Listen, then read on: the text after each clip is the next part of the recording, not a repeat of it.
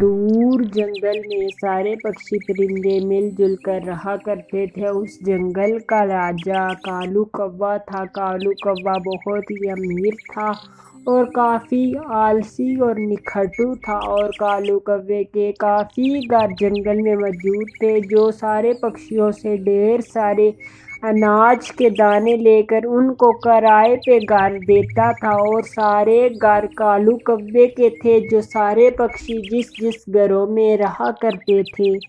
ایسے ہی کالو کوا کافی امیر تھا۔ ارے کالو جی، اس رانو چڑیا کو اس گھر سے نکال دیں، اس نے کتنے ہی مہینوں سے کچھ بھی گندم کا دانہ نہیں دیا۔ ارے رسیلی، تم فکر نہ کرو، میں اس رانو کو آج ہی گھر سے باہر نکالوں گا۔ وہ رانو کیا سمجھتی ہے کہ میں کرایہ نہیں دوں گی تو میں اس کو چھوڑ دوں گا۔ ارے کالو جائیں اور لاڈو کو گھر سے باہر نکال کے ہی آپ نے گھر آنا ہے۔ مجھے اس لاڈو کی شکل نہیں دیکھنی، اتنی کنجوس ہے اور اتنی رحم دل کی بنتی ہے۔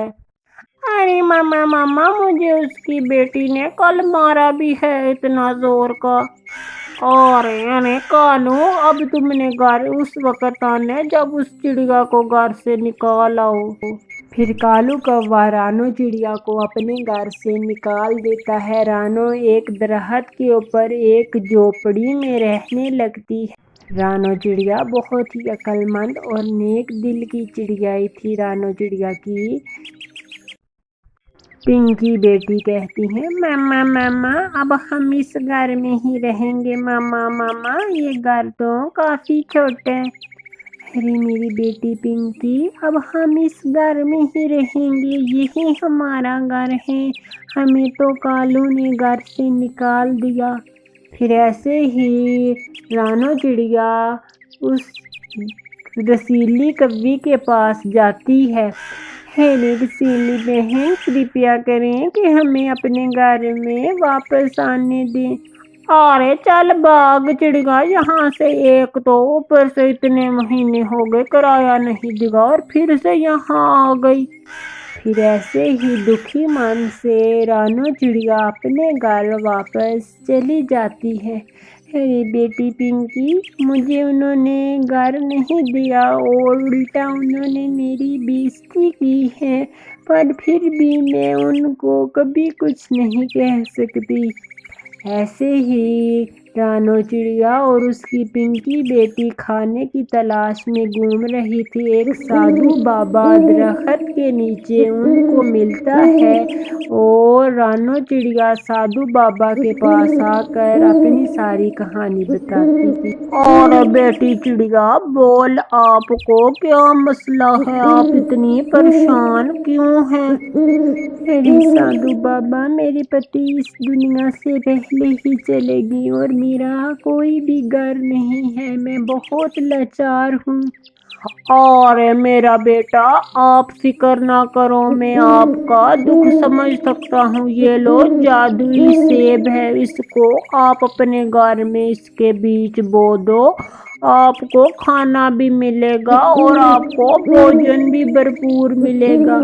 اور رانو چڑیا وہ سیب لے کر اپنے گھر واپس آ جاتی ہے، اور رانو چڑیا آتے ہی وہ سیب کھانے لگتے ہیں۔ وہ سیب بہت ہی سوادشٹ تھا۔ رانو چڑیا اور اس کی بیٹی پنکی وہ سیب کھاتے ہیں اور اس کے بیج بو دیتے ہیں، اور گہری رات ہو جاتی ہے اور سو جاتے ہیں، اور صبح اٹھتے ہی وہ دیکھتے ہیں کہ ان کے گھر کے سامنے ایک بہت بڑا درخت ہے سیب کا، ایک سیب کا بہت بڑا گھر، اور اس کے اوپر بہت ہی زیادہ سیب لگے ہوئے ہیں۔